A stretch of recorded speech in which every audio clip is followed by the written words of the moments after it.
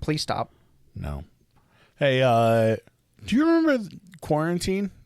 By No. chance? You remember? No. You What remember was when that? happened or anything? I was rich. I didn't have to you deal remember, with it. COVID and all that? Actually, I was poor, so I had to go to work the whole time.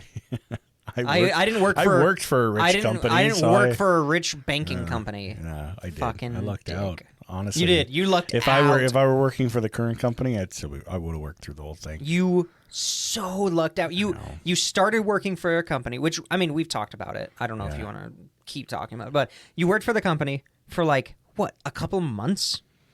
So I started it was like October when I started.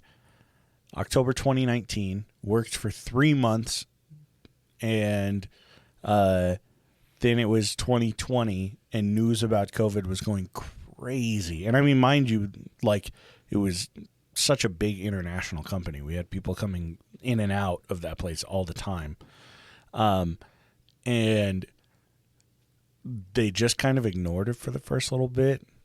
Everybody did. Like, March hit, and they were like, okay, like there were rumors kind of circulating all through February, like, hey, we might be doing work from home stuff. And I was like, I don't know how that works with me. I'm probably just going to get fucking laid off. Yeah, because you...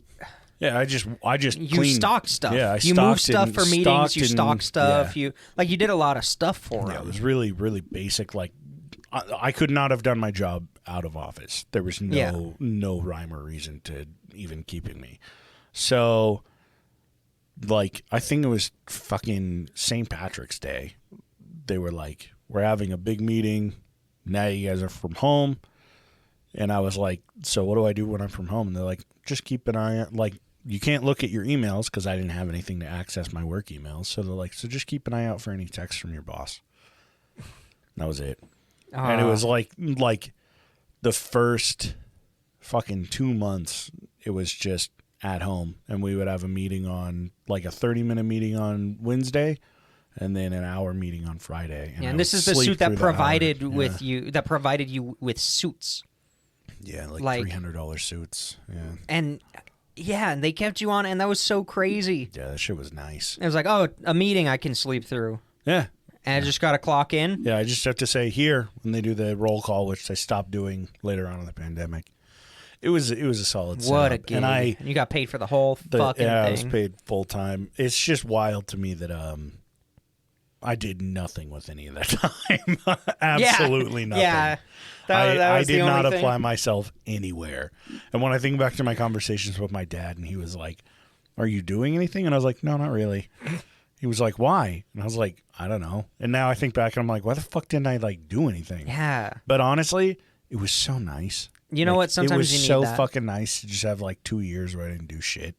And yeah, it was 2 years long. I had something not nearly that long, but I saved up a bunch of money. I had a small 401k that was okay.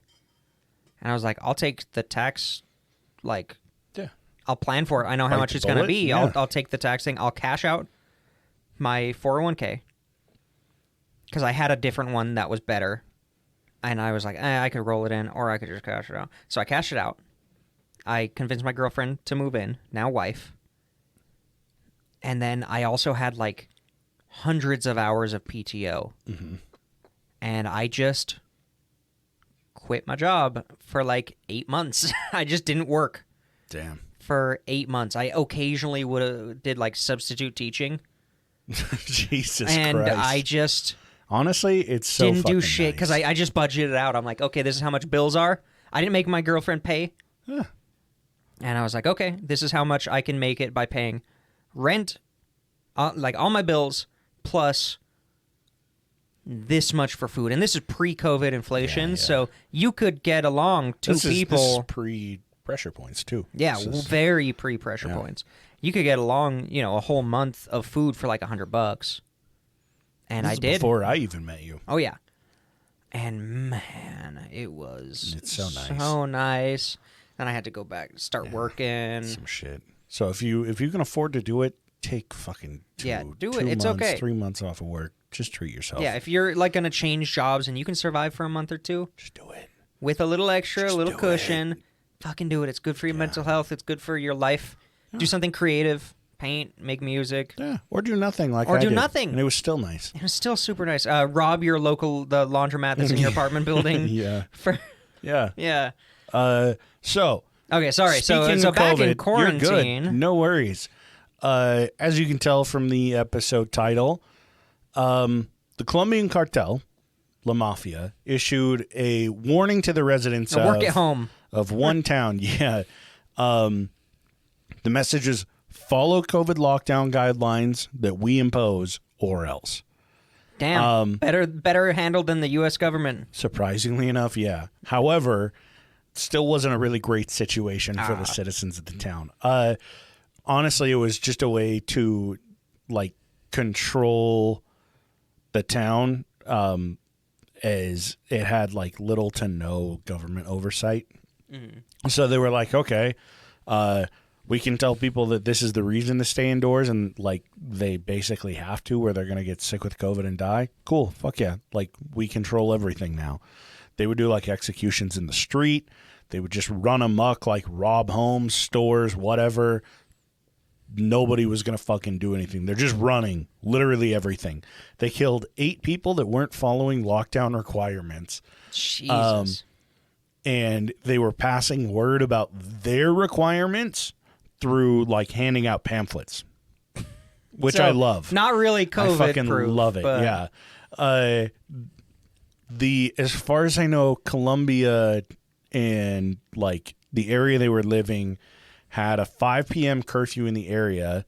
It had like a 10 p.m. curfew in the area. The cartel imposed a 5 p.m. curfew.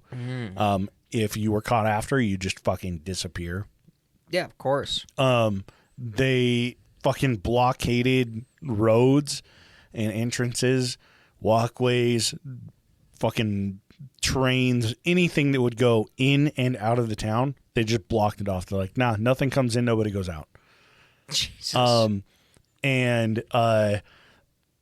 Anytime they heard word of people that were like, hey, I think this guy has COVID, they would just go there and kill them.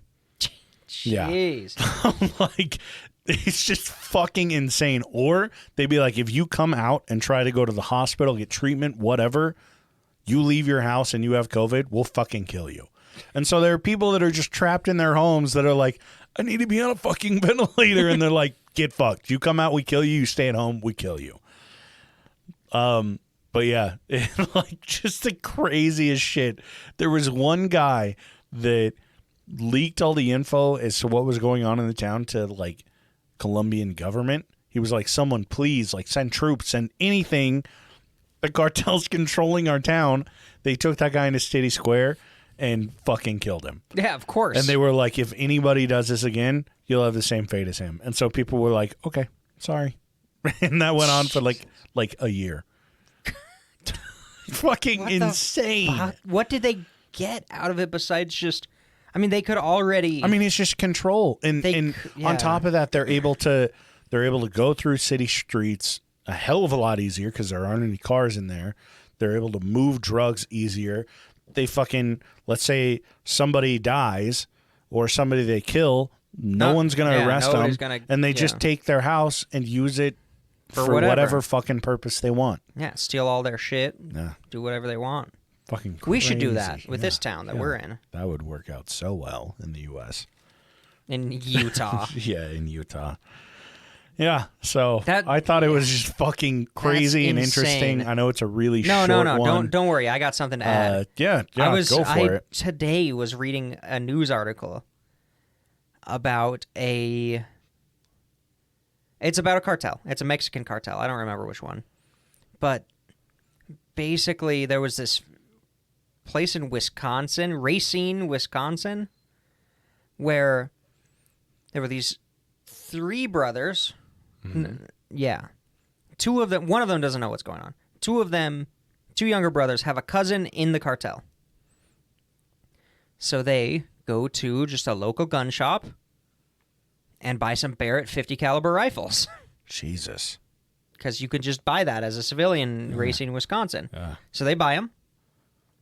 Perfect. They then, at their factory job, convince other people to buy them Barrett 50 cals.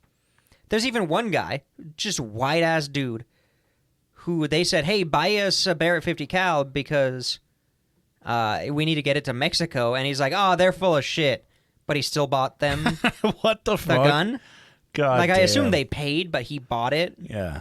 And it was found out by an ATF, like, agent figured out that there were all these Barrett 50 cal selling because the average amount of those rifles sold every year before, like, 2018, it was one. One. If they were lucky. My God. And then that year, 6 of them were sold or something like that. In one town. In one town, one shop Yeah. in 1 year. The dude that owned that shop was like, I'm making a fucking living. Oh, yeah. I want to see how much they are. Yeah, I don't know how much they are there.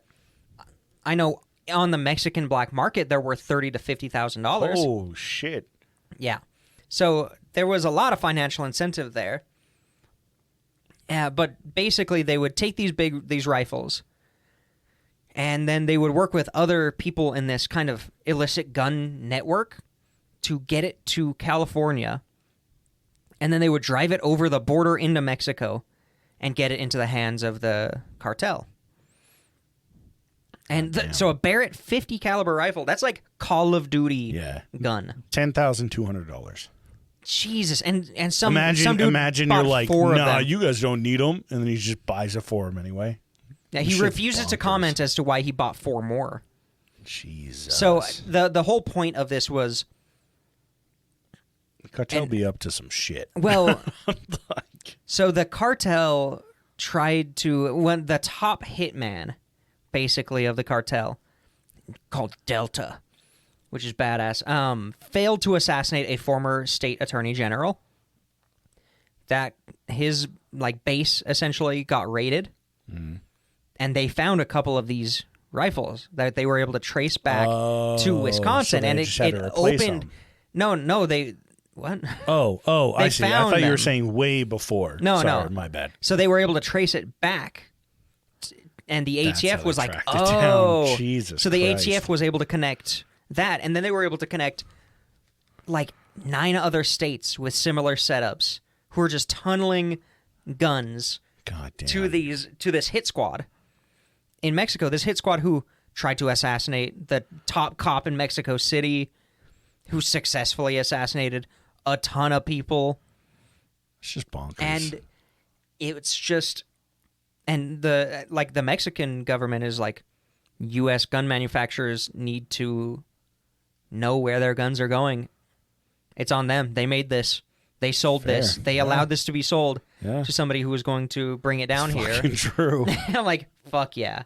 You're not wrong. And I just think it's insane. I didn't know you could buy a 50 caliber. Now you know. Now you know what to save 50 up for. Yeah, I got 10 grand. Yeah. Woo. Cash I'll out take your cash out your 401k again. Yeah. No, I'll get. I'll just get another student loan. Yeah. There you go. Easy. Yeah, and I just love that it's Wisconsin.